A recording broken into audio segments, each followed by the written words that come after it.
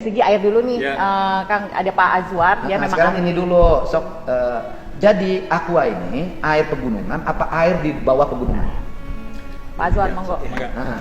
Gini Kang, jadi Aqua itu adalah air pegunungan.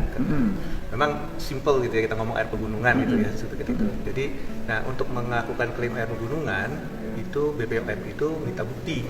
Kalau dibilang ini air pegunungan, apa buktinya? Mungkin bisa gampang aja, kan di lereng gunung gitu. Nah, tapi kita nggak situ, sehingga akhirnya di setiap sumber air kita itu kita melakukan studi dengan universitas. Nah, salah satunya di sini kita melakukan studi dengan Universitas Pajajaran.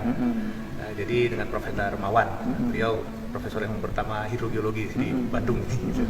Jadi dengan Profesor Mawan dan timnya, sehingga akhirnya kita bisa membuktikan bahwa ini loh ada di lereng timur laut, khusus Subang itu di lereng timur laut Tangkuban Perahu, ininya Richard areanya gitu.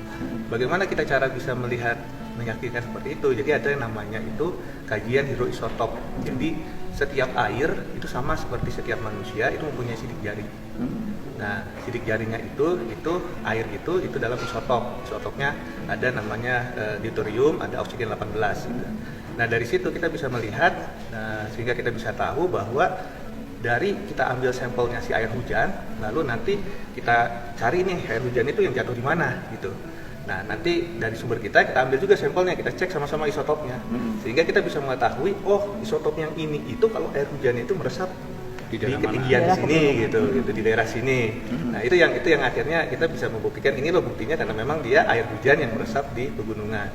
Karena memang sama juga dengan mata air, memang kalau di dalam pembagian perizinan, kalau mata air itu dikategorikan sebagai air permukaan, sehingga perizinannya larinya ke PUPR, Kementerian PUPR, sedangkan air tanah itu larinya ke Badan Geologi.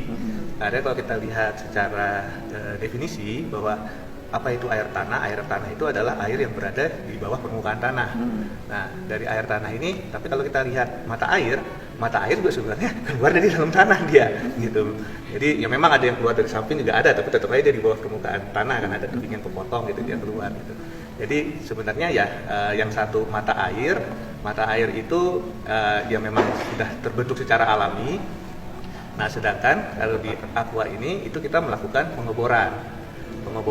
Nah di pengeboran inilah kenapa kita melakukan pengeboran, karena salah satunya di dalam pengeboran itu kita bisa meyakinkan tempat sekelilingnya itu benar-benar bisa diproteksi gitu, sehingga kita melakukan pengeboran, kita melakukan pemipaan, nanti kita melakukan sampai triple casing untuk meyakinkan bahwa air yang ada di aquifer yang dangkal yang di atas itu tidak keambil, tidak masuk, karena terus terang ya aquifer yang ada di atas itu sangat rentan terhadap pencemaran gitu. Jadi kita memproteksi jangan sampai nanti mungkin sekarang tidak ada pencemaran, tapi nanti bisa jadi kemudian hari kan banyak perubahan tata guna lahan gitu. Jadi itu yang kita coba pertahankan dengan standar kualitas dari airnya Aqua sendiri gitu.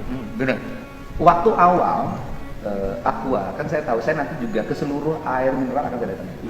Bukan hanya Aqua ya, pada semuanya semua harus tertib, terarah, memiliki komitmen pada lingkungan, dan yang berkomitmen bukan bapak negara.